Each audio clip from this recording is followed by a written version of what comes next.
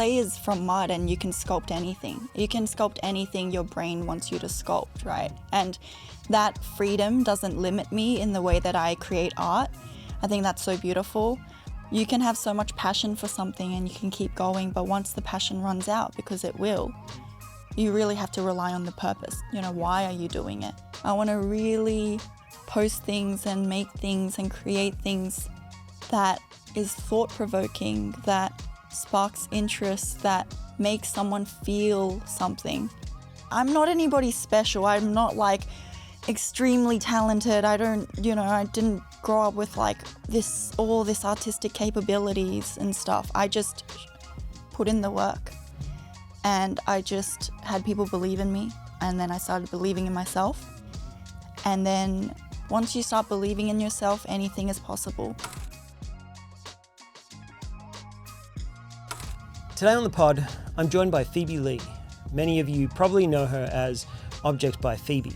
She's an all-round creative who's built a very distinct and intentional world around her objects. And what I love about her work is how it goes way beyond just the physical pieces.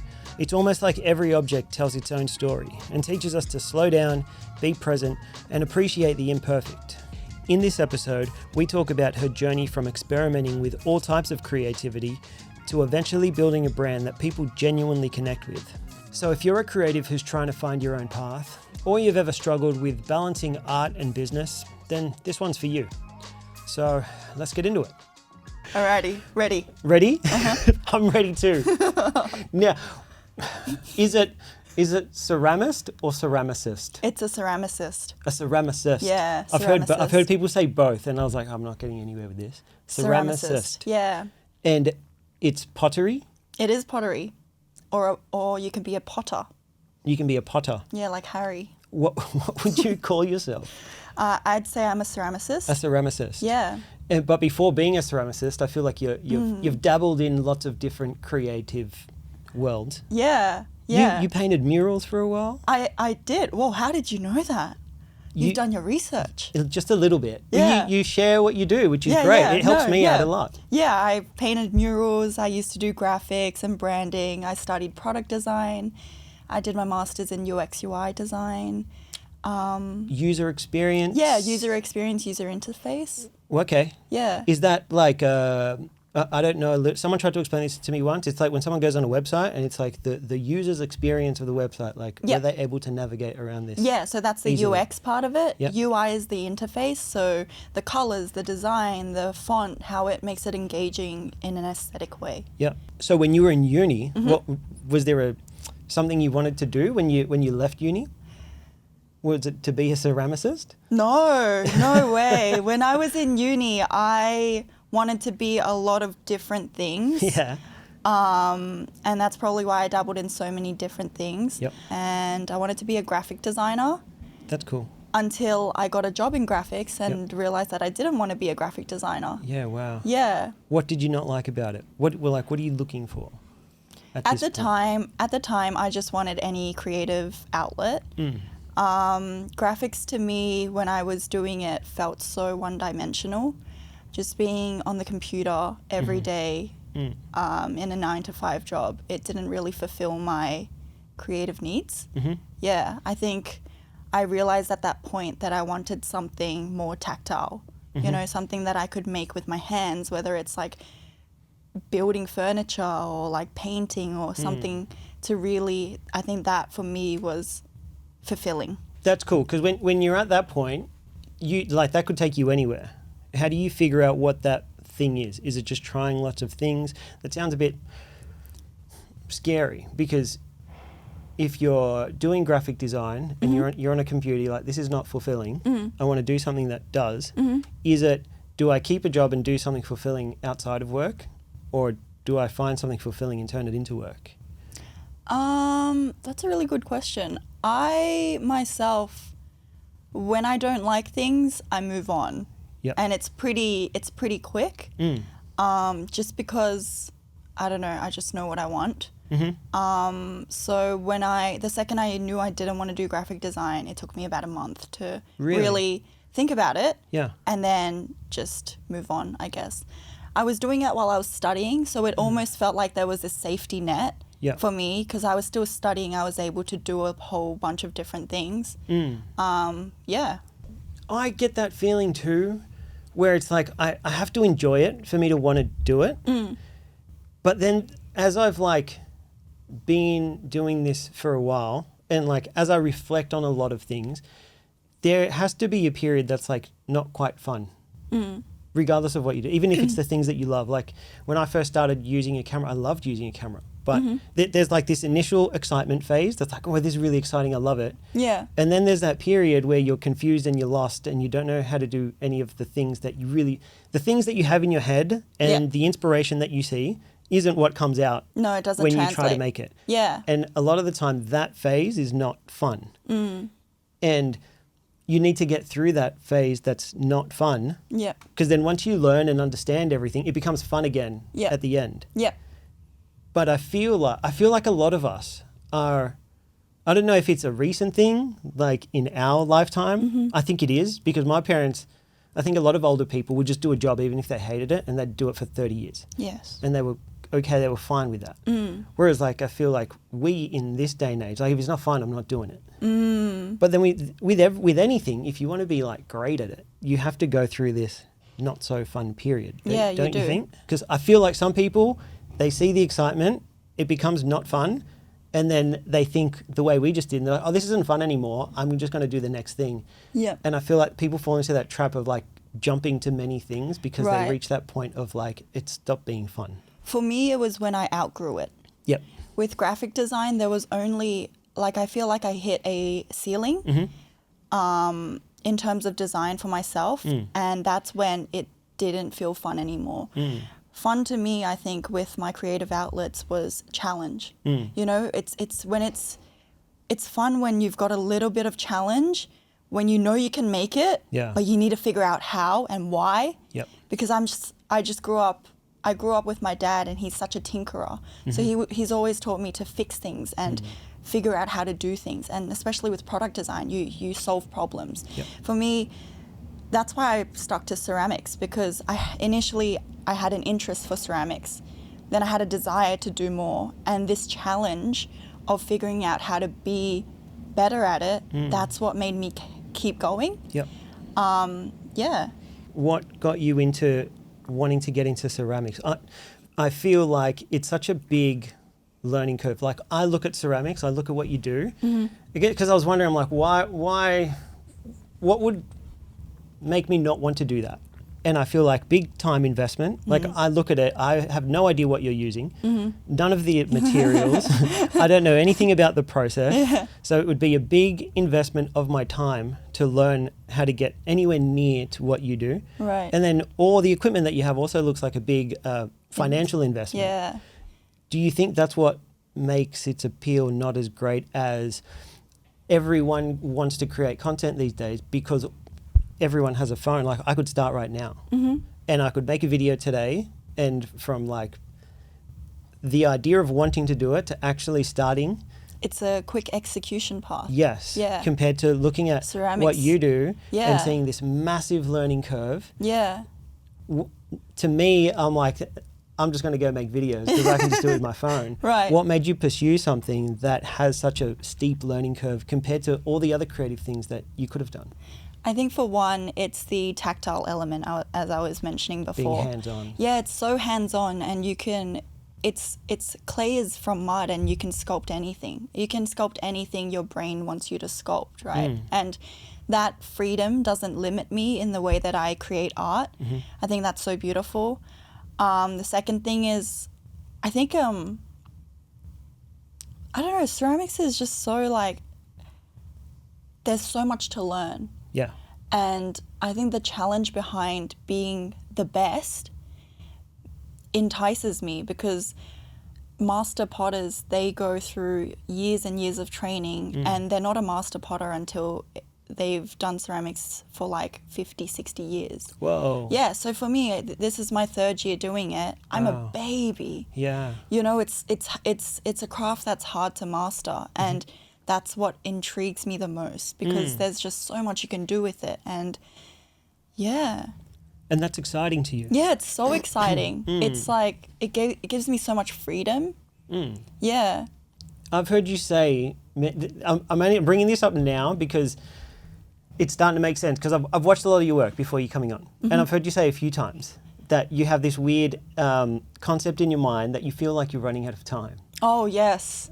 Is it because of this?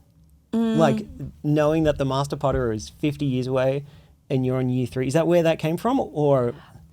It came from being in my mid-20s now. I Yeah. think. Yeah. I feel like You're saying that like you're meant to sound old? I feel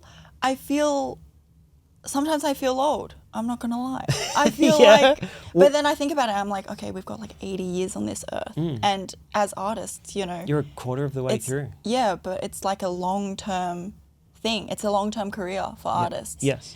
But no, at times I do feel like I run out of time. I'm running out of time because I just started the craft. And it'll take me, 50 years to master. Yeah, when you put it that way, yeah. And then Yes. along with that, you've got social media, and Correct. you've got all these people that you're comparing yourself to. True. And you see people that are like, I don't know, 19, 20, or like just got out of high school, and they're just like, they're where you want to be, you know? And I think in that sense, yeah, I feel like I'm running out of time sometimes. I guess it's where you direct your attention to though. Yeah, that's true. Because at the same time, there are people who aren't that, who have done, like I changed careers when I was 34. Like complete change of career. Oh, wow. And I'd done something for 15 years. Like Yeah. I invested 15 years of my life to a career and just changed completely. And sometimes I have to stop and think. Even now, I had a meeting the other day with the guy that runs this gym actually. Yeah. And he just wanted to know what I was up to Yep. with my business. Yep. Because he's like, we haven't caught up, and I know everything that's going on in his business because Yeah. he's just always talking about it. But he didn't really know what was going on with me. I guess he was trying to give me advice, I guess. But anyway, I told him what was going on, and it made me realize that even in the last year, I have so many things going on today that last year didn't even exist. Like so much can happen in such a little amount of time. That's true. That's so true. Even with everything that you've achieved, like it's surprising for you to say that you've only been doing this for 3 years. Do you, instead of like feeling like you're running out of time, do you ever stop and think, oh, wow, I've achieved so much in such a short amount of time? Yeah, of course. I feel like I don't dabble in that too much, and I should. Yes. Because I should be grateful, and I am thankful, and sometimes I wonder, oh my gosh, like I can't believe I have done this much. Yeah. Yeah, but I don't know. There's always this... It's tricky, isn't it? Yeah, there's always this thing in my head that's like, oh, you're like running. I think also because my dad had me old, so Yep. he had me when he was 40 something. Okay. So he's like 60 something now. Yeah. And I my think about goal that is, too. one of my goals is to retire my parents. And, Okay. So I think that also plays a big part in why I feel like I'm running out of time. You know, I want to support my parents in that way. Yep.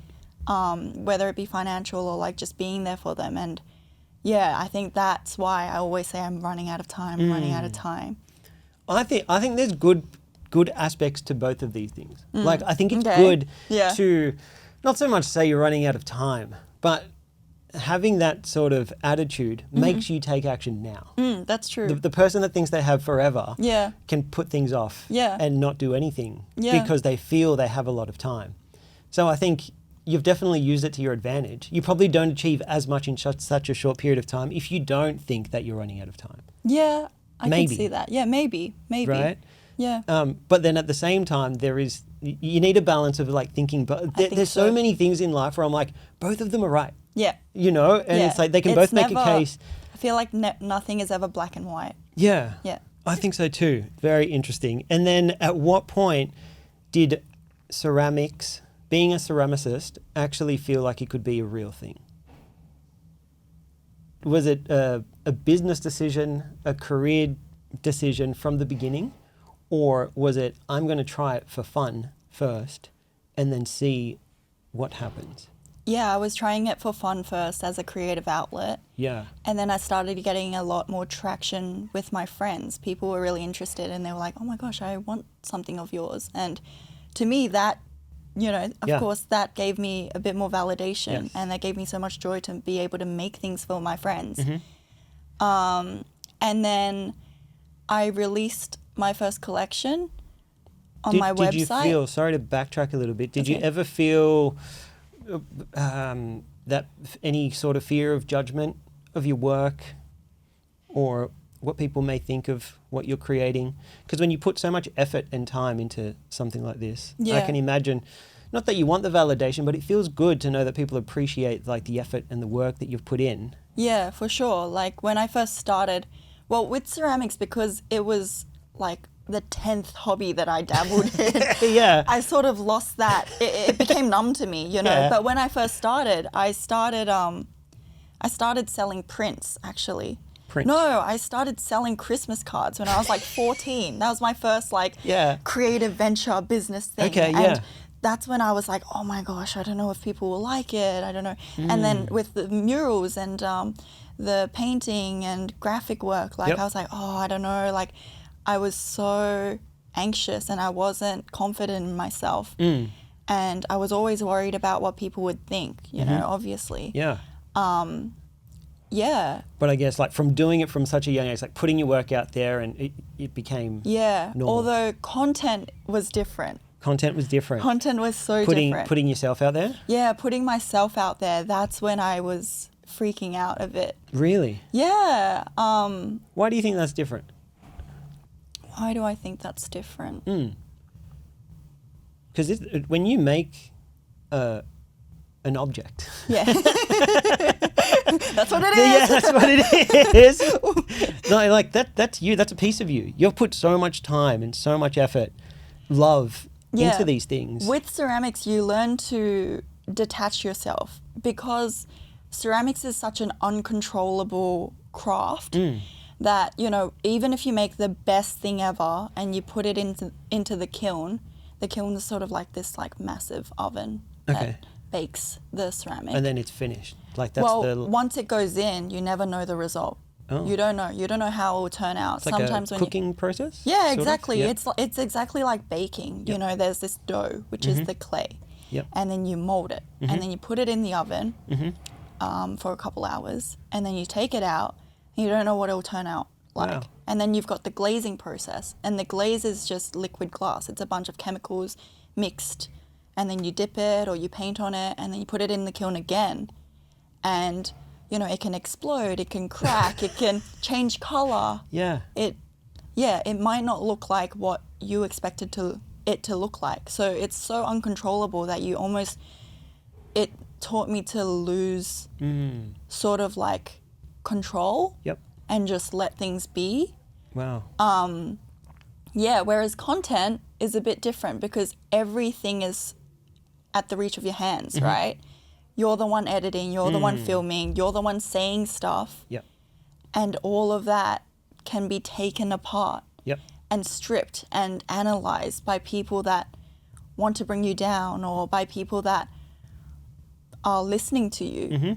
And it's so much, I find that there's so much depth in the things that you say when you post that you don't know what people will say. True. Yeah, But you do it anyway. we do it anyway. How come? How do you overcome why that? do I do Yeah. it? Why do I do this You're to really good myself? at it, by the way. Oh, thank you. Yeah. I actually started this year. You started this year? Yeah, well, I did those silly little like Yeah, and- B-roll filming, B-roll filming things, stuff. but even you did that series leading up to one of your yeah. markets. That So was the great. series I started this year. Okay. Yeah, I started in February. How did you learn to start making these videos?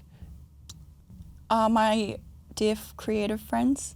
Yeah. my internet friends. Very good. Yeah, shout out to Sky.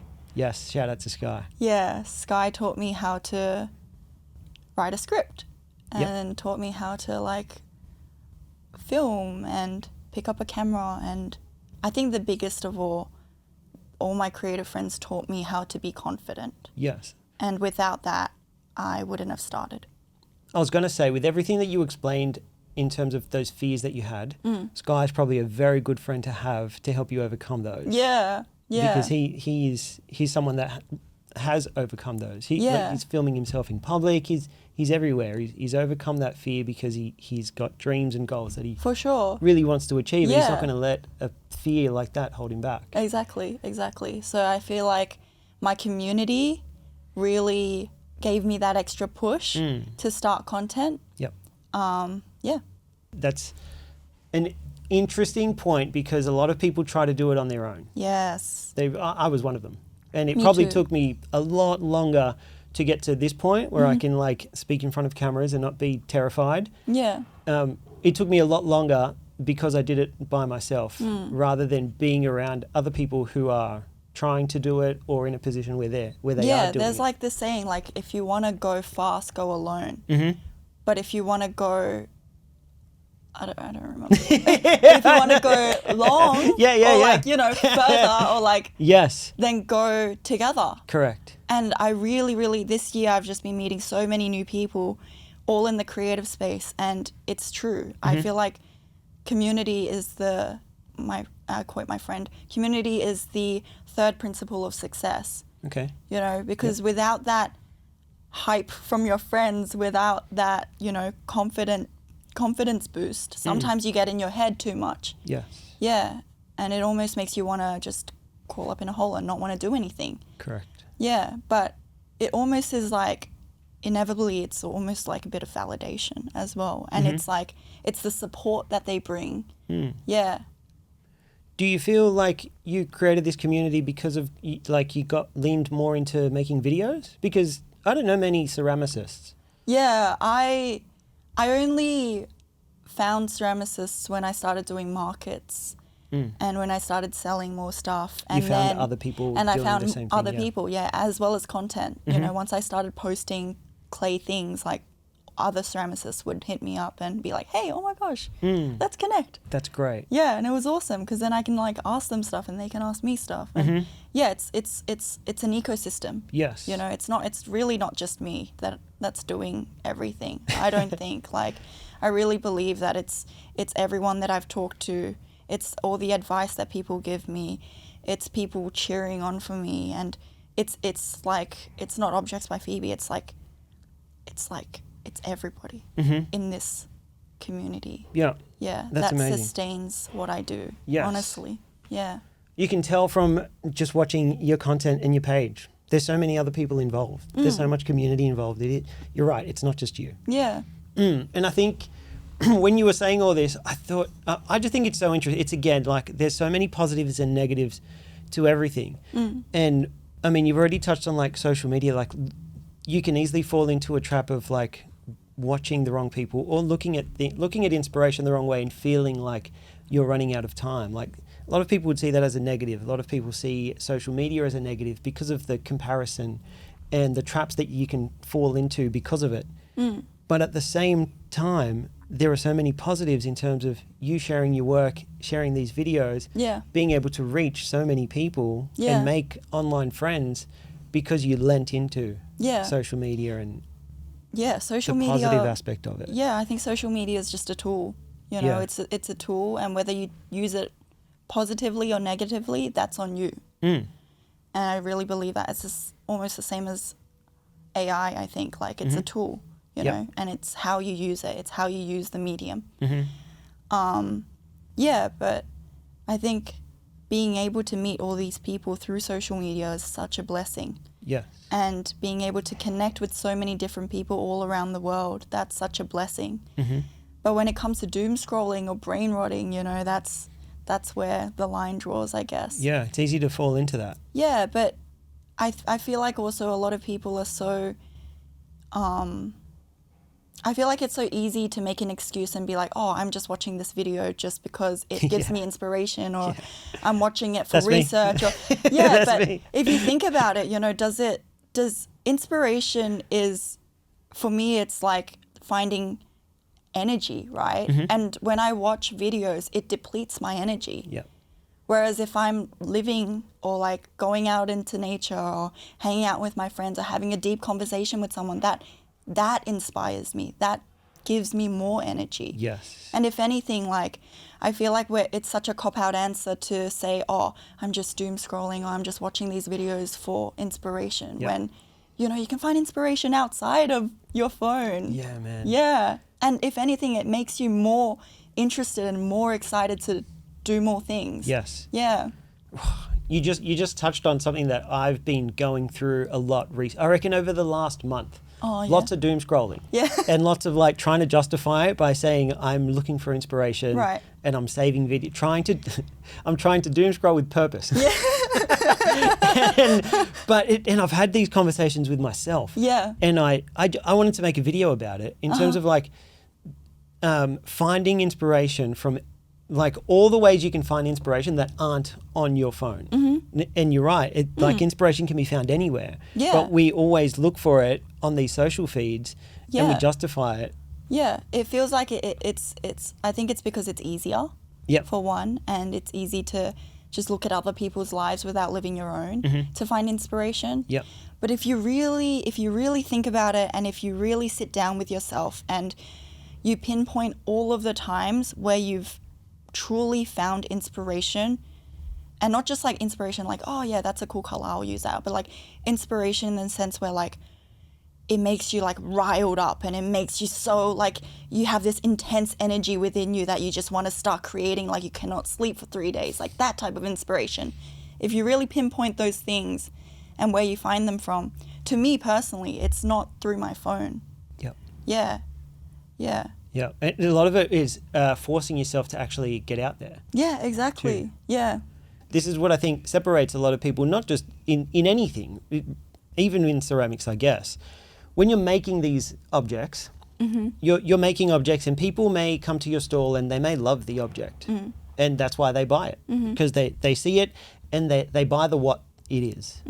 Whereas when you make these videos and you tell the story behind it, people may then buy it because of the why.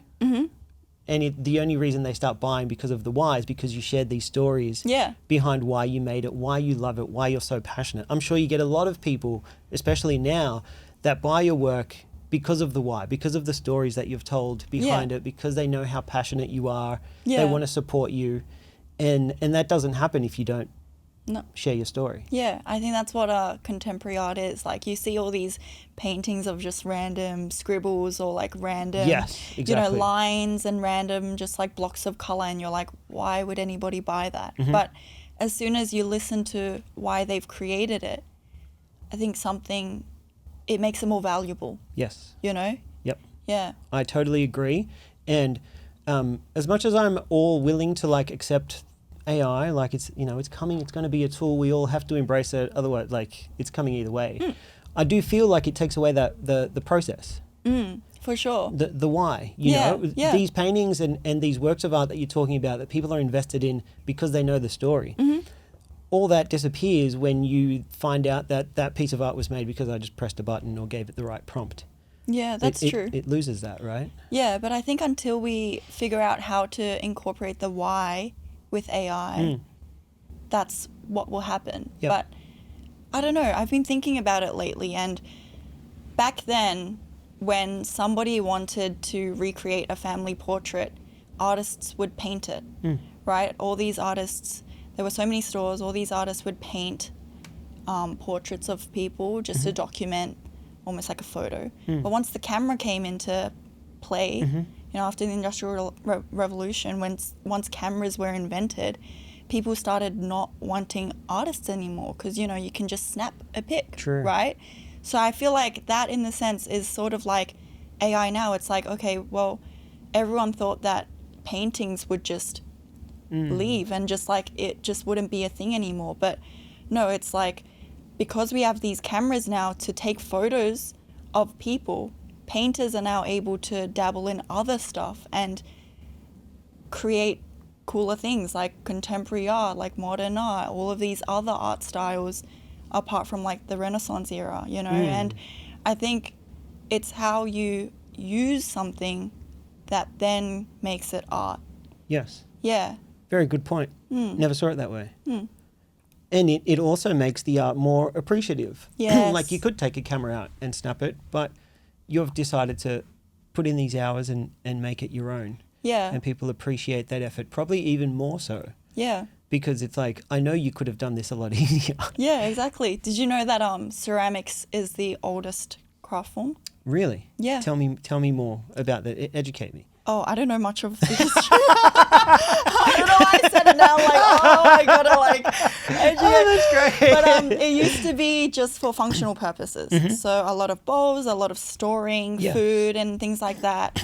And again, like once people started finding different materials to use for bowls and cups and plates and things like that, that's when ceramics started taking a turn on like sculptural art and like artists, like I guess like not as people weren't really into using it for like tableware anymore, and now we have this like whole art form of like creating cooler things with ceramics. So yeah, I think it's really how you use the medium. It's not it's not the medium in itself. Yeah. It sounds really cool. It sounds like a cool thing to get into, because it's like it's only limited to your imagination. I see the things that you make and I'm like, you can make anything with this. You could make anything. I could make you right now. It would take so long, but I could make... But you totally could, right? Yeah, I could sculpt anything. Damn. Yeah. That must feel empowering in a way. A little bit. Yeah? A little bit. Getting to the point where you're like, I can make that. Yeah. Right? And a lot of people just wouldn't, me included, would have no idea where to start. You're like, I can do that. Anything. But it's easy to pick up, I think. You think so? Yeah, it's everything is putting in the hours. Yes. It's practice. Yep. 10,000 hours. Yeah. With almost anything. Everything. Everything. I think. Oh, okay. Well, probably, yeah. You can't for be most like things. an NBA player without having like the requirements, I guess. Correct. There have been people who have proven that wrong, though. There's little guys. Yeah. There's little guys in there that have done great as well. Yeah. You'd have a better chance. And maybe you're right. Maybe there are things that you just weren't, put on this earth to do, and that's okay as well. I don't think I'm a great swimmer, but that's okay. Yeah, that's okay. Yeah, and you live in Australia. To probably like I'm a decent swimmer. I'm not saying nice. I can't swim, but like if you put me in a race, I wouldn't me neither. back me to win. No, me neither. So and then like the art, and that is great. It's cool, and a lot of us do as creatives love the art. But when you decide, especially to do it on your own, to turn this into a business, there are a lot of other skills that need to be developed in order to be successful. Yeah, like I find most days I'm really not just like making anything. Yeah. I'm doing the admin, I'm doing operations, sales, content creating. Yes. For myself, I'm like a one-woman team. Yes. It's a lot, but it's fulfilling, but it's a lot. Yep. Are there times, because I'm only asking because this is how I felt. I loved the art, and then when I turned it into a business, I felt like I'm doing everything but the art. Yeah. And then that felt frustrating at times, because then you're doing all the things that aren't fun. Yeah. And this is where I'm getting at in terms of like sometimes you have to do, especially in the beginning, you have to do the things that aren't fun. Yeah. If you want to turn it into something that you do for a living. Yeah. Yeah. To me, content creating wasn't fun. Yeah. Yeah, it was like I didn't want to get out of my comfort zone. That's so crazy, because when you watch your videos, you look like you're having a great time. Like you're very good at it. It looks like it comes pretty natural to you. But it's also because I'm doing it in my tiny little studio by myself. Nobody's watching. Yeah, yeah. And once I post it, I like don't look at it. Yeah, yeah. But now it's sort of fun. Now it's sort of fun? I don't know. I like a challenge. Yeah, you seem to have like pretty strong work ethic. Yeah. Like you enjoy... I enjoy having a challenge. Yeah. I've noticed. Like you're doing lots of things. You're doing all the things. Yeah. And a lot of like even the small things. Like you're doing little thank you cards and. But I hate my taxes. Yeah. Oh man, tell me. Oh, I hate Don't get me started. I hate financial stuff. That's why I'm an artist. Like I'm just not good with numbers, and that's the stuff that really I do not enjoy doing. Yep. Yeah. I've got someone that I pay to do. Oh, nice. All my finances. Yeah. Because I hated it too. Yeah. And I didn't understand it either. And lucky enough, one of my clients had what's she called? She's a bookkeeper, but looks after all the finances. And then she wanted to help me, but she's like, Kenny, let me set you up with like I've never met this woman, but she's, what would you call her? An assistant, a finance assistant, virtual assistant. Right. So we're just in a WhatsApp group and she does all my invoicing. She chases all my invoices up, does all my taxes. So, Oh, how good. yeah, she'll send me an email and say, this is how much tax you have to pay it to this. What a luxury. Yeah, and man, you have no idea how happy I've been since. It's been maybe over a year now. Right. When I got my studio, she looked through my whole, like the contract of the lease to make sure that I understood everything, like explained it like I was a 5-year-old, and man, like so important. But when you first start, you have to do all that. You just have to put in the work. Yeah, but you just have to do it. Yes. Yeah. But they're the things that take the joy out of what you do, you know, and sometimes it's hard because when you first start out, everything's fun. Yeah, it's exciting, and there's especially when you're not creating for other people, you're just creating for yourself. Yes. Like you don't even need other people to like it. Yeah. And the level of fun is at like 100. Yeah. But then once it becomes a bit like business, you have to do all these other things, but you're also creating for someone else. Like someone else has to like this in order for you to make a living. Yeah. And then that could also change your creative process because now you're thinking about the consumer rather than what you really want to do. Yeah, it definitely changes the way that I make certain objects. Yeah. I think there are some things that are more popular than others. So evidently, you have to keep making them. Yeah, right? I have to keep making them. Or I have to, I guess. But I don't know. I'm still figuring that out. I put in this like system where every time I make 3 things for people, I make 1 thing for myself. Very good rule. Yeah. And I try to stick to it. Yes. Just because it just keeps me going and it helps me remember why I do it. Very good. Yeah. That was one of my questions. Like just how do you stay creative and keep, I guess, working your creative muscles? Yeah, that's, I think so too. I've heard people say it with videos. Like I got caught in the trap of like, all I'm doing is videos for everyone else, like client work. And I'm like, I have not made a single video for me that like I want to do. Every video is like a client video and they have to accept everything. So they're always coming back and saying, change this and change that. And at the end of it, it's like nothing that you would have made. Yeah. It looks nothing like your work and you get frustrated without having those rules where you're like, I'm going to make one for the client, but I'm also going to make time this week to make one for me where I don't have to please anyone but me. Yeah, I think also working for myself and not having clients in a way also relieves that stress. Yeah, true. You know, like people are only going to buy stuff that I make. So if I don't end up making something that they don't like, they're not going to buy it. And that's it's not going to like, I don't really lose too much, I think, because I really believe that if you like my work, you're just going to like purchase my work, right? So I don't really have like clients like videographers do because then with them you have to change a lot of different things all the time, right? Yeah. And for me, I don't have that. So I guess in a way it's still quite creative. When I do have ideas, I just like write it all in my sketchbook. I think that's how I also stay creative, is always coming up with ideas and always just jotting it down. Do you ever go away from ceramics and like just do something creatively but like drawing or back to murals? Yeah, I like to write a lot for myself. Like a journal? Yeah, like a journal. I like to write poems. Cool. But I've never shared it because it's just for me, you know? Okay. It's like my creative outlet. Not everything needs to be shared, right? No, not everything needs to be shared. Yeah. Very good. And something I want to get into, you seem to be for someone who's in their mid-20s, a very well-travelled girl. I'm trying to hit 30 countries before 30. Okay, what are you at? I'm at 27. Oh, you're right there. Yeah, I'm fine. Damn, yeah. 27 countries. Yeah. You enjoy it? Is this where you get your inspiration when we were talking about?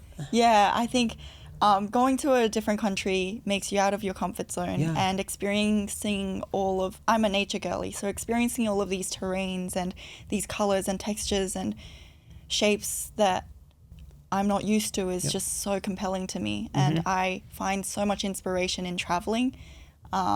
It's a bit of a cliche, I think everybody does, but it's so true, you know, when you're living life and when you're seeing things from a different lens or a new lens, that's when things really inspire you. Yes. Yeah. Especially like just seeing how other people live their lives. I'm too stuck in my own little bubble sometimes.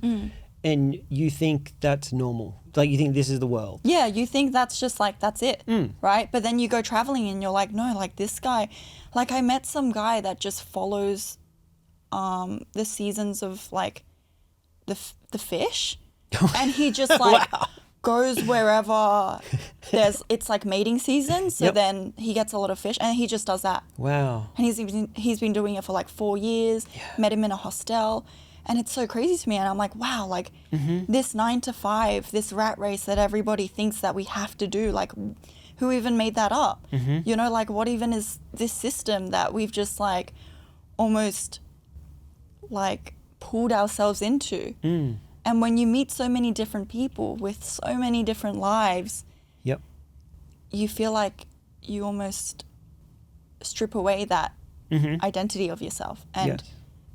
it makes you want to live for yourself, and it makes you really question why you're doing what you're doing and who are you doing it for. And yeah, it just really opens up your mind, I think. That's great. It is a lot of the times thinking like, why am I really doing this? Yeah. And also like what I like asking people, and I ask myself often, is like, what am I trying to achieve with this? Like, what's my version of success? And success can look so many different ways to so many different people. Yeah. You know, it's not always a monetary No. goal. You know, a Yeah. lot of the times. And I guess I feel like, I guess we are really grateful. I mean, like we come from such a good environment that we're fortunate enough to say this and to say that, you know, maybe success isn't monetary.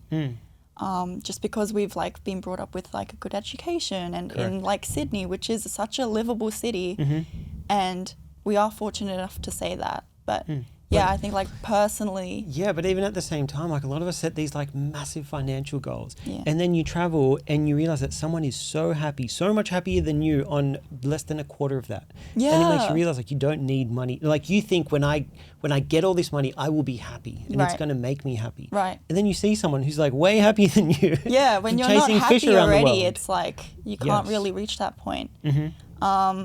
Yeah, like I went traveling for 4 months in Europe backpacking, spent like less than 15K, Yep. sleeping in hostels, staying in the car, camping for free, eating tuna. Yes.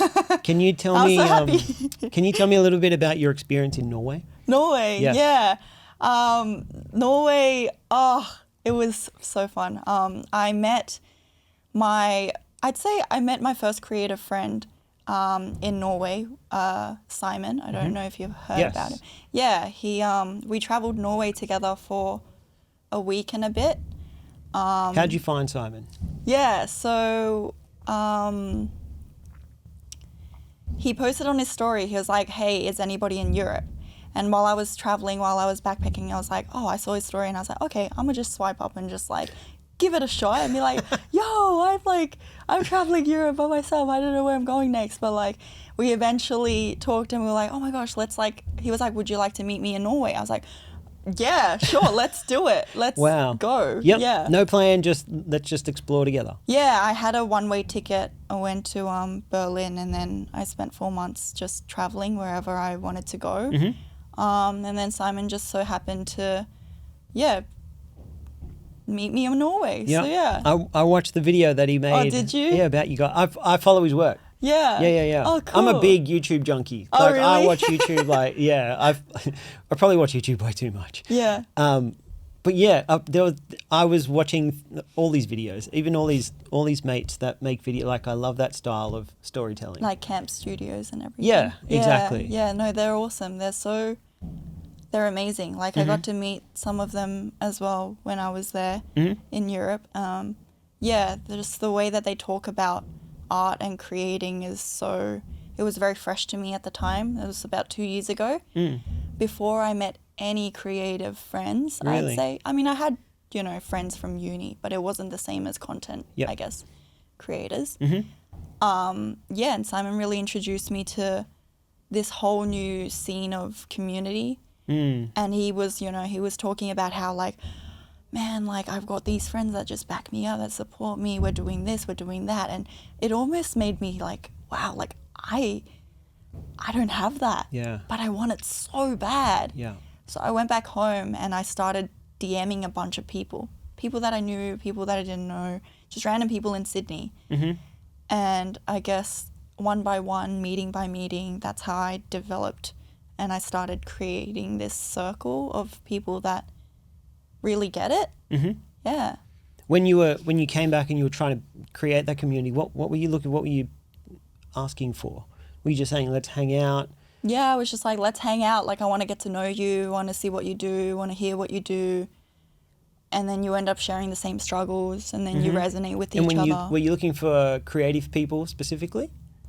I was, yeah. Yeah. I was because I felt like with my other friends, they love me so much and I love them. But there's some part of they can empathize, but they will never understand. Yes. And I never felt heard. Mm-hmm.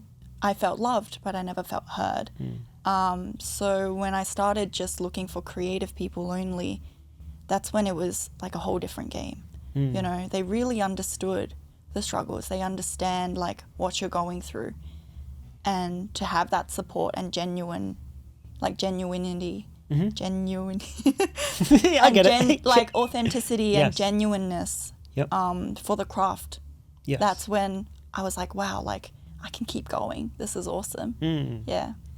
That's so true. I've had so many conversations, even some podcasts where at the end of it, they'd be like, it felt so good to talk to someone that just gets it.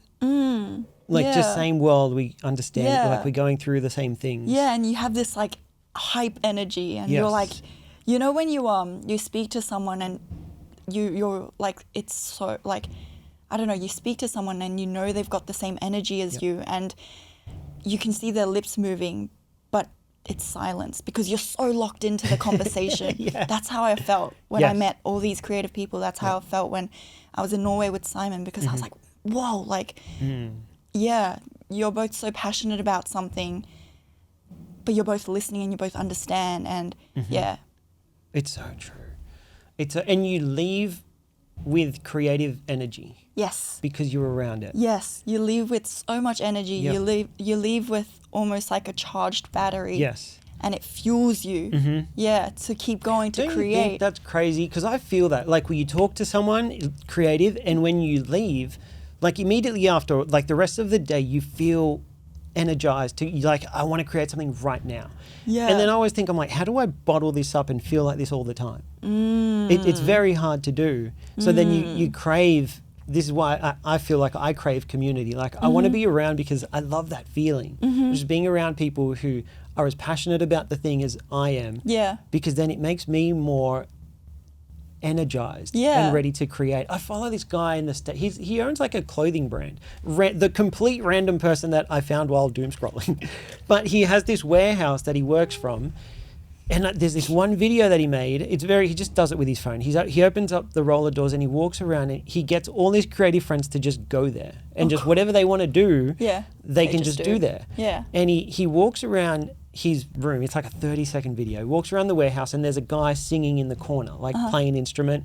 Then he walks around, there's a guy video editing, and he's just walking around. And then the point of his video is like, how can I not be creative when I'm surrounded around all these people? Exactly. It's sort of like the gym, you know? Yes. You know, when you're at home doing your own workout, you feel less motivated. But then when you go to the gym and you see everybody doing a workout and everyone doing the same sort of like being in fitness, you almost want to do it. Or like a library and studying, you know, when you're studying at home or working at home, it feels so like you can lock in, but you don't have to lock in, and you lose that motivation. But once you're at the library or once you're at a co-working space, everyone's locked in. So inevitably that energy translates to you and you lock in too. Yes. Yeah. Oh, what is it today? Hang on. So today's the 16th of October, and it will never be again. Oh, yeah, it will never be again. Why is that? Where did this come from? This came from this poet I think her name is Brittany Wilder. Okay. She draws every day. On watercolor, she writes, today is blah, blah, blah, blah, blah, the date. And I think it's a little bit different. Mm-hmm. But when I saw that, I was like, wow, like it will never be again. Yes. Every day that you live, you only live it once. Correct. Right? Mm-hmm. And every day that, I don't know, it just really hit this spot in my brain that was like, wow, like if I'm not living every single day with intention, mm-hmm. not with like YOLO or whatever, it's like with intention and purpose, what is the day then, Yes. Yeah. Yeah. I felt that too when hearing it from you. Yeah. It's like it made me realize. Yeah. Like you're not going to get this day back. No, you're not. Ever. Like ever again. Ever. And it's wonderful, but it's also sad, but it's like, you're not. Yeah. It is sad. Yeah. It is also sad. It's sad, but it's happy. I guess it's the way that you see it, right? Yeah, I agree. Yeah. But because I also feel good when I did something, because I'm like, I'm not going to get this day back, but I did something today. Mm-hmm. And I feel proud. But even just, not even just doing, I feel like we're such a do culture. Even just like, I don't know, like having a good meal with someone, or like just like waking up a little bit earlier, or just looking at the clouds, or enjoying the smaller things. Appreciating that you only have lived this day once. Yes. Yeah. It's the appreciation. It's a reminder. I have it up on my wall. Mm-hmm. It's a reminder for me to, be intentional with my time. Yep. Yeah. I need that lesson reinforced into my brain every day because I don't live it at all. Yeah. Sometimes we're so caught up in work, right? Because that's what we love to do. Yep. That we just don't notice the small things or appreciate the small little things. Mm-hmm. I've caught myself out so many times, and especially this year, I've tried to be a lot better at being more present. Yeah. Because it's the do. It is the do culture. And wanting to do lots of things. And yeah, but it's also the passion, it's like because it is that. You want to do so much, you do. Mm-hmm. Yeah. But you never take time to experience it. Yeah, I feel like there's almost a sense of like, oh, I don't think it's worth it to just sit down and just like be present with myself, or like it's a waste of time, people always say. But no, it's like as artists there needs to be some time of reflection. Mm-hmm. There needs to be time to slow down and really understand why you're doing it and what the purpose is. And that quote, today is 16th of October 2025 and it will never be again, that really centers me in a way, because I don't know, I just really want to be intentional with what I create. Otherwise, I'm just creating for the sake of creating and then making somebody waste their time on something that isn't intentional or valuable for me. So I don't want to be a part of that cycle. Yes. I want to really post things and make things and create things that is thought-provoking, that sparks interest, that makes someone feel something, without just like, as for content, without just like watching it for 10 seconds and then just scrolling away and you don't remember anything. I feel like the videos that a lot of people talk to me about, one of them being the mushroom foraging video. Yes. Whenever I talk to people, they're like, oh, I've watched your mushroom videos and I really remember that. And then they don't remember anything else. Mm-hmm. And to me, I'm like, okay, well, that video was something that I really poured my heart into, that was like, that made people remember it. Mm-hmm. Yeah, I don't know. I feel like I've been thinking about consistency lately and how I turn up in the social media world. And as much as everybody says to be consistent online or to follow the algorithm and things like that. At the end of the day, if I really think about it, the videos that I remember are the ones that hit my heart. Mm-hmm.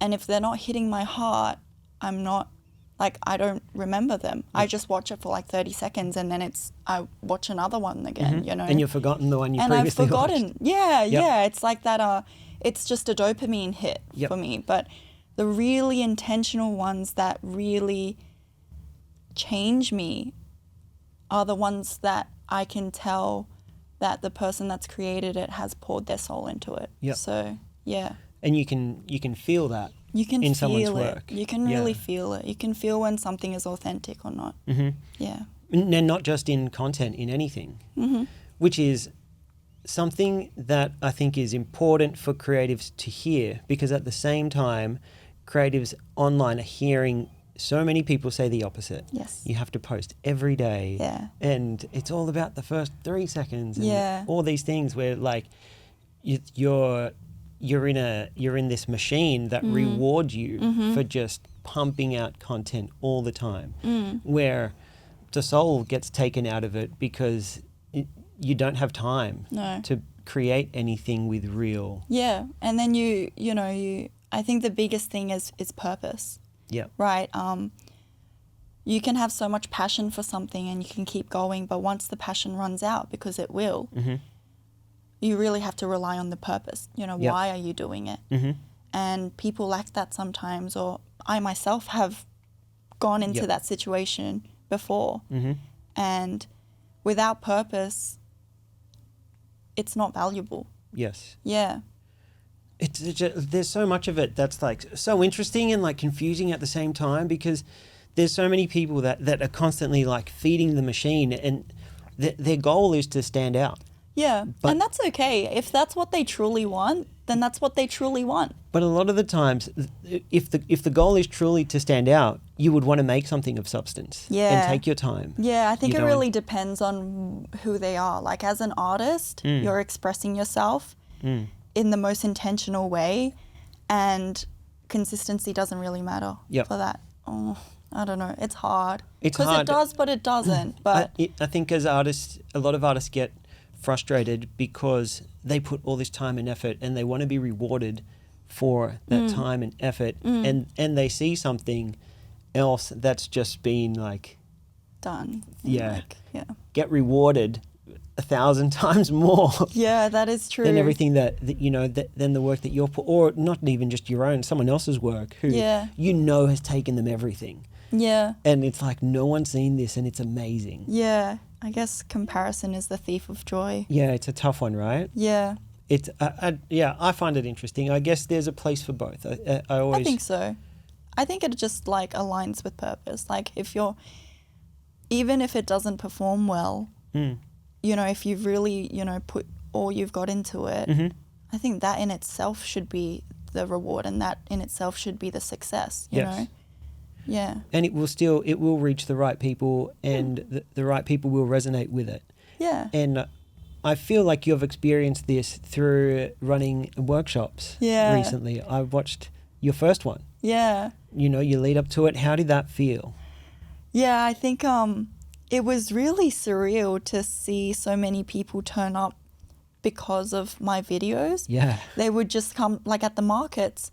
Normally when I do markets, people just come by, they're like, wow, beautiful, or like, wow, don't like it, walk past, or they stay and they purchase something. But for some people to like come up and be like, oh my gosh, I know you from the videos, or like, I don't know, it was really weird to me. I've never felt that before, but it was just so lovely to see so many people come from a different platform. I had this like high school kid come up to me, and he was like, can we take a photo together? And I was like, yeah, sure. What's this for? And he's like, I've been watching your stuff for a long time. Like, wow. I really like it. Like, I'm also doing art in high school, and I want to do ceramics too. Wow. That just warmed my heart, I think, because... That would feel so good. It was so lovely just to know that I'm making an impact on people. Yep. Because that's sort of also my why. It's like, why am I doing this? I want to show up for the next generation. I think also being a second-gen Asian immigrant, art is the unconventional path. And when you take it, there's a lot of resistance. Yep. So being able to share my work online and share my story to the point where it's compelling to somebody else that's younger than me, or that is coming from a similar background or coming from a similar phase, I think that's where it gives me so much more intention to show up. Yes. Yeah, and that's why I create what I create. Because it's not for me, it's for everybody that's watching. Yes. We have as content creators, we have such a, I think, responsibility to have good morals and values and really, really say things that are intentional, that is intentional. I think we have people are watching. Yeah. People are watching us. And yes. I don't know, I just feel like I need to make a positive impact. Yeah. Because you do have that, what is it? You can show people a possibility that they probably didn't know otherwise. The same way when you travel and you saw the guy chasing fish and you're like, that's a possibility. Yeah. That I didn't know existed before. Yeah. Right? I think, and in that same way, you making these videos and you sharing your story, you're showing that kid this is now a possibility you can do it too. I didn't know existed. Yeah, I'm not anybody special. I'm not extremely talented. I didn't grow up with all this artistic capabilities and stuff. I just put in the work. And I just had people believe in me, and then I started believing in myself. And then it goes on from there. Once you start believing in yourself, anything is possible. Yeah. Do you feel there was ever a moment or a turning point where things felt like this is the right thing to be doing?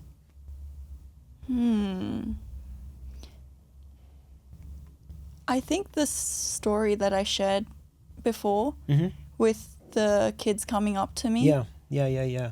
Every time I hear these people come up to me and be like, I want to learn ceramics too. I saw your work. That's so cool. How'd you do that? I want to learn how to do that too. Yep. That's when I'm like, oh yeah, I'm doing something beyond myself. I'm doing something greater than, serving myself. Correct. Yeah. I feel the exact same way with this pod. Oh, yeah, that's awesome. I've only recently, I think through the events that I've had, just the most random encounters of people that have come up, and I have no idea who they are, and they're like, "I watched your episode with so and so," and I'm just like, blew my mind. Yeah, and it kind of makes everything feel worth it. Without that, you kind of you don't really know. Yeah. Whether it's making an impact, whether it's even worth it. Why am I really doing this? And man, there's been a few that have just tripped me out so much. Yeah, I think I was actually talking about this with my dad recently about work and why I think in America, 60% of young people are starting their own side hustles now. And work isn't as fulfilling anymore. And we came up with the conclusion that possibly, it's just a theory, that maybe because we're so stuck doing computer work and crunching numbers and things like that, you don't see the reward. That's why it's not sustainable, because you don't see the people it impacts. There might be a financial reward, and maybe that's why people are doing what they're doing, but say a teacher sees the kids grow up, and they see them become someone, and that's so much more rewarding than the financial aspect. And I think that's why so many people are gravitating towards creating things, because it really touches people and it really creates an impact on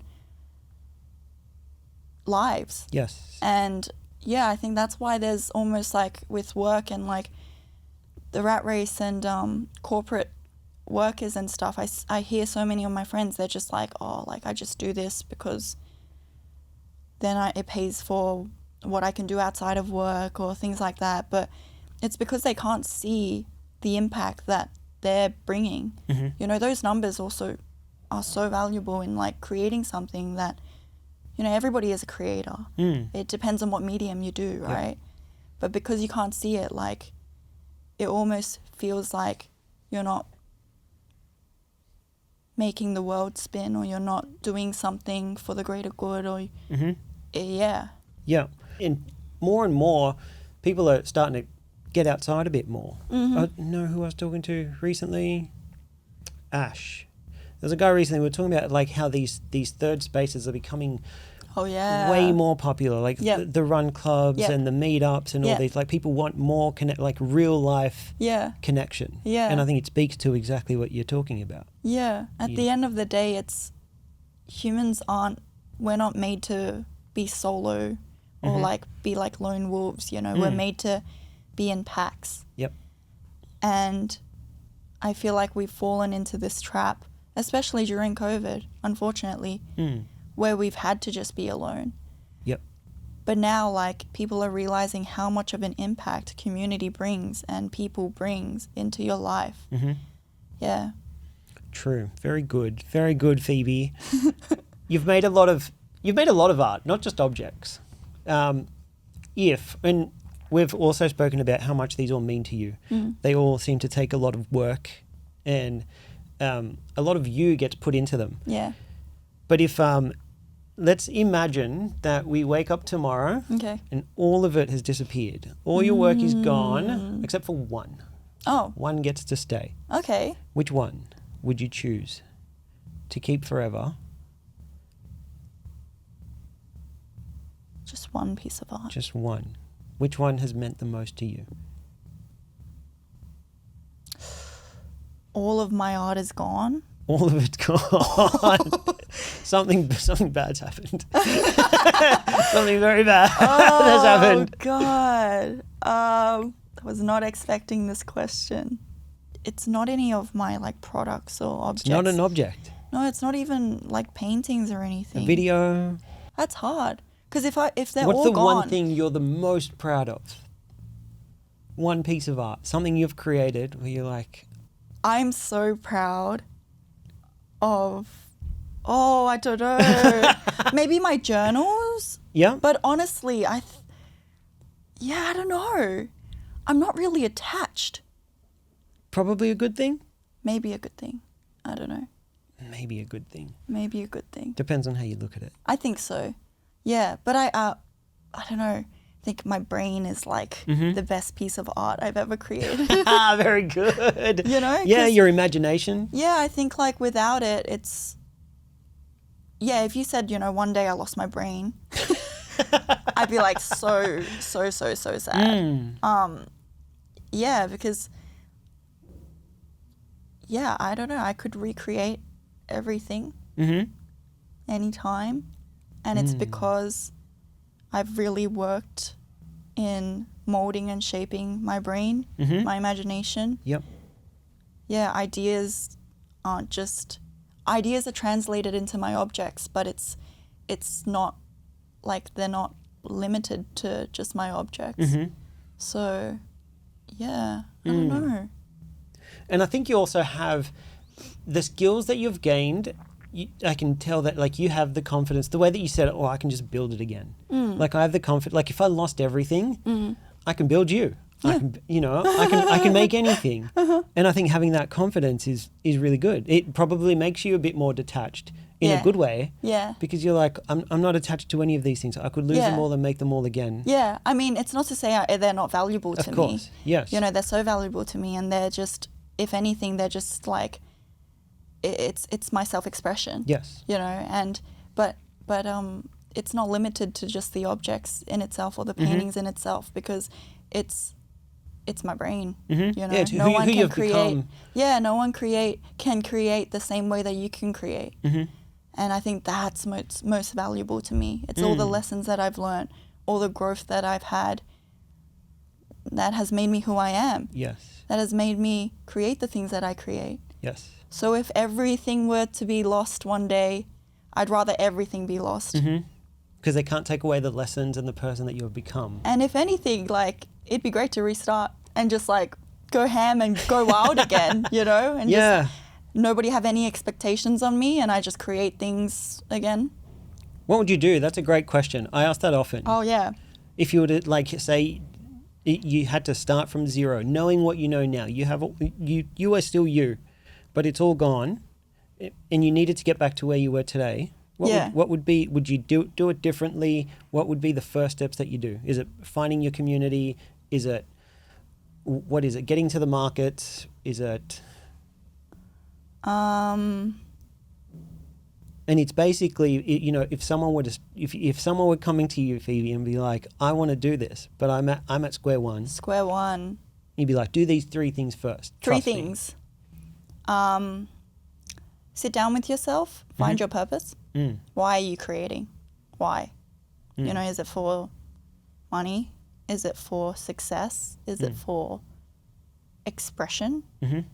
Really sit down and figure out why you want to do this in the first place. Good point.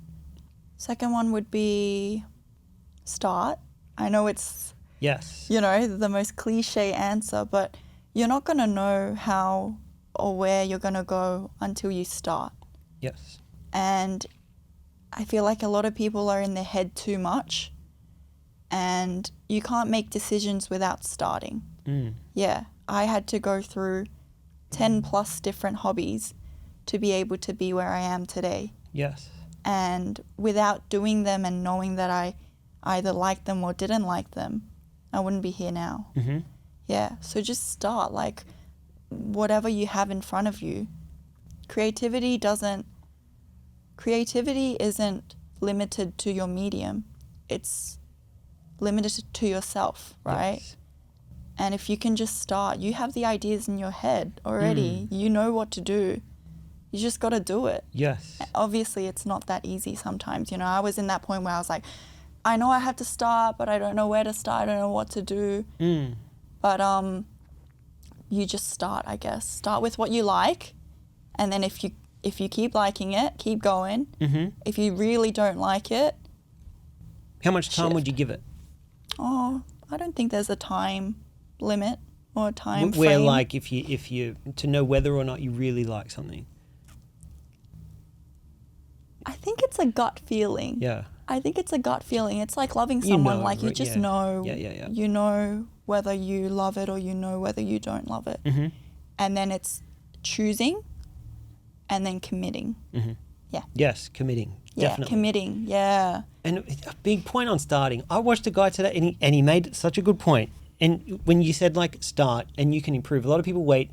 They're like, it needs to be perfect. I don't want to post the video until it's perfect. Like, that was me. Yeah, and you don't start. Yep. And this guy made such a great point. He goes, we're up to the iPhone 17 now, right? Yeah. If you look at it, this is very different because it's not up. But at the same time, Apple we've given them publicly 17 chances to get to iPhone 17. That's They true. started at the iPhone 1. That's true. If we compare the two, the iPhone 1 was terrible compared to this. Yeah. But we've allowed them publicly Yeah. to just make it better every year. They just started. They're like, we're going to start with the 1. We don't get to the iPhone 17 Without starting at the 1. and letting them do 2, 3. And we let them, but we didn't wait for it to be perfect. Like, I'm going to wait for the iPhone 17 because it's not perfect yet. And what even is perfect, Yeah, Because exactly, iPhone yes. 17 is just what They'll we keep deem as making it. perfect right now. But Yes. who knows? Maybe we'll have an iPhone 50. Exactly. Perfect doesn't really exist. Yeah. And we allow that. Yeah, we allow it. But then Yeah. ourselves, we're like, I can't start until I get it right, until Yeah. I make the perfect object. Yeah. We're getting towards the end. In terms of people who inspire you, who inspires you?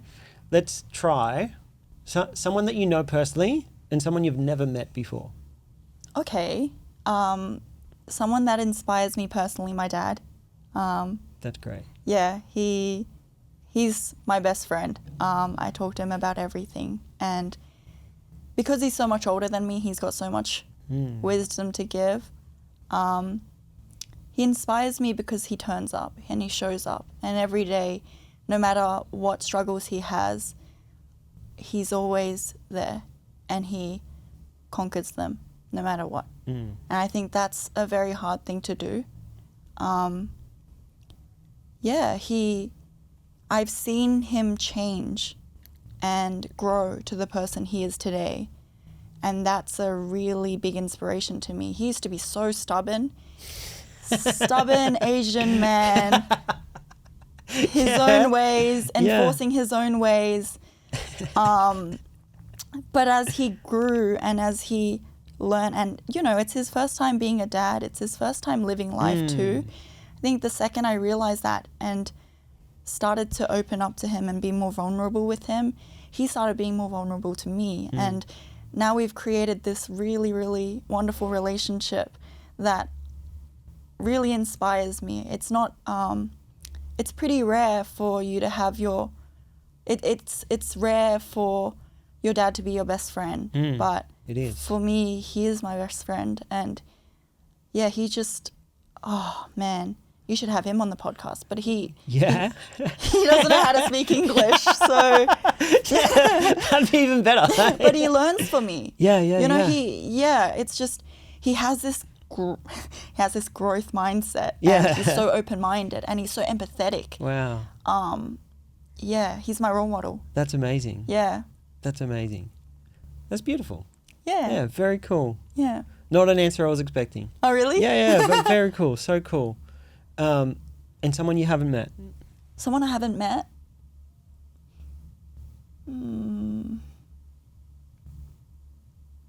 Ooh. That's a tough one for you. I have heaps. Oh, really? Well, just people that like inspire me from afar. Like, I just like, oh man, look at that person just going for it. I can't, I think I'm freezing right now. I think I'm freezing right now. Freezing.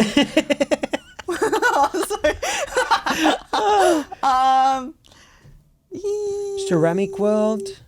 Oh yeah, Florian Gatsby. Who's Florian Gatsby? Florian Gatsby is like the ceramicist. Yeah. Like if you are in ceramics, you know him. Yeah. Yeah. He recently wrote a book called By My Hands. Talks about his whole life and how he got into pottery. He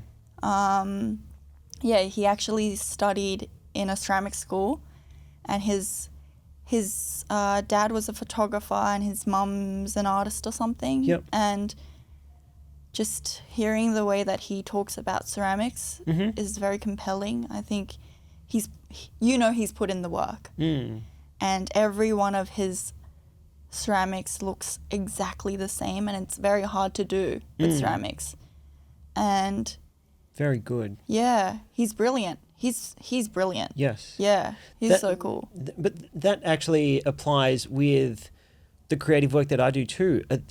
We were talking about it last week, is that it was like what makes a great photographer, say, right? And a lot of people may be able to take a great image, but can they do it consistently? Yes. And that's when you can tell you're with someone who knows, who's very, very good at what they do. Yeah, exactly. Put them in any condition and they will give you a consistent, great shot. Yeah, exactly. And that's the hardest part to get to. Like that's the level you want to achieve. Yeah. Many of us can like pull off a great shot here and there and put together a body of work that looks right, but can you do it consistently? Yeah, that's when you know. Yeah, and those the greats, I guess, are the ones that can. Yeah. And you respect that. I think that you respect it a lot more when you're doing it and you realize like, oh man, that deep down you're like, oh, that was a bit of a fluke. And then you see people that can just do it time after time. Yeah. And you respect it after doing it. Yep. And are you going to do any more workshops? Workshops, yeah. Yeah. Yeah, I do private workshops right now, so... Cool. So if someone wanted to learn, they could ask you and they could learn from you? Yeah, just DM me, I guess. Yeah? Yeah, I've got a class of 2 this week and then a class of 20 next month. That's so cool. Yeah. 20? Yes, 20. Whoa. Yeah. That's cool. That's so good. Yeah. To be able to learn something and then give it back. Yep. I think he's great. Yeah, it's wonderful to see people learn. Yes. And to be in the flow state. Yes. Yeah, and to just dabble in this craft. Yeah. And now you have more markets. What's happening for you on the 15th to the 17th of November? Yeah, I'm holding... Oh, oops. Yeah. I'm not holding the market. I'm a part of the Finders Keepers. You're holding a stall. Yeah, I'm holding a stall at the Finders Keepers Market in Sydney. Runs for 3 days in Carriage Works. It's really exciting. Cool. Yep. Yeah. I've seen ads for that. Yeah. And then you did one in Melbourne? I did do one in Melbourne. These things look like a lot of work. That was my first interstate market. Wow. Yeah, and you it took was everything over there? Yeah, I did take everything over there. I took all my like store setups, my objects, Wow. everything. And it was so fun. Yeah? Yeah. Man, what It a was trip. wonderful. That's Yeah. good though. I love that. I did a trip to Melbourne for like the podcast. Oh yeah? I did it specifically just to do podcasts. That was Yeah. my like sign to be like, I'm serious about this. Yeah, right. And I loved it. Like doing those big moments Yeah. and experiences. Yeah, They're it's like- a they're like- celebration. yeah. Your first interstate podcast. Yeah, you yeah, know? yeah, Yeah. It felt good. I agree. And now you've got this one coming up. Yep. How many markets have you done so far? Like these big ones, finders keepers? I've done 4 big ones so Four far. big ones. They Yep. look like you put a lot of work into them. Yeah, I feel like with stores, I want to really design it in a way that's almost like a concept store. Mm-hmm. So my first big one was just like these vending machines, and it was sort of like and I had these crates and everything. It looked like almost like a little like grocery store. That's cool. Yeah, and then my second one was a forest collection. Mm-hmm. So I used the same crates, but I spray painted them a different color, and all of my objects all had flowers on them, and it just looked like a forest. And I chucked all of these like flowers into the little crates Wow. and made it almost like a little oasis, and that was really fun. That's very cool. Yeah, and then my other one was like a little corner store. Yep. Yeah, so I had these crates with all of my mushroom vases in them, and then little like paper bags, and these signs being like, oh, pick up some mushrooms, fresh mushrooms. That's so cool. Yeah, it was really That's fun. so cool. I love Yeah. everything that you're doing. Thank you. It was so cool to kind of like just learn about your little world. Yeah, thank you for listening. No problem. I was actually so excited for this. Yeah. And I try and do it, especially here, even with the events that I hold. Mm-hmm. In my mind, Yeah. my goal for like the little events is like has always been that I talk about creatives with like my friends, and if there's this weird thing with that, like creatives are just someone with a camera, and I'm like, no, they're not. Like creatives can be anything. Anything. And I've had at all my events, I try to make it a point Yep. to have creatives that aren't someone with a camera. So like I had a muralist. I had these clients who do graffiti art, That's awesome. and I had a guy doing graffiti art, another lady painting. Cool. I've had fire performers. Yeah, 'Cause I've I'm seen that actually. Yeah. Yeah. So to me, like they're friends of mine, but I'm like, you guys are just as creative as we are. Yeah. You know, and I want to kind of like bring all those worlds to, and like just show people that creativity can show up in so many different ways. It really can. Like Yeah. cooking is a form of creativity Yes. as well. Like anything. We're creative beings, Yes. you know, and it's like everybody is creative. Mhm. Everyone. And It's- you can learn and incorporate it into your own way of creating as Yep. well. Yep. You from just got to other people. find your medium Yes. and start creating. Yeah, exactly. Yeah, but we are creative beings. Yep. Everyone is creative. Mhm. There's no like benchmark or thing that you have to do to become a creative. Yes. There's no rules. There's no yep. rules. Creativity is creating, right? Mhm. It's making. Yep. And we have imagination, we have ideas, and it's the second you start doing Yes. and acting upon it, that's you're creating. You're Yes. creative already. Exactly. Yeah. And I think it goes to show that too, you know, like I've had, for the most part, like I think most people think like, because this is like a creative podcast, you're just going to have other people that do photo and video, but you're a creative, and through just creative process, we can connect Yes. the same way. Yes. Exactly right. Yeah. And that, I think that's why I was like most excited about this, because I'm Aw, like, this is that's a so sweet. mega creative, like in so many ways, Uh-huh. and we can still connect in a way, Yeah. even though we're doing two like completely different styles of creativity. Yeah, and we can talk about a whole other,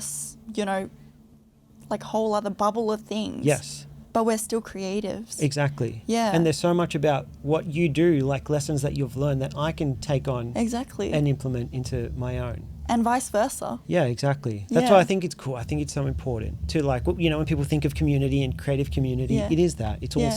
all types of creativity. Yeah, it is. So thank you. Of course. And Thank I you. look forward to everything that you've got coming up. Thank you so much. Thank you, Phoebe.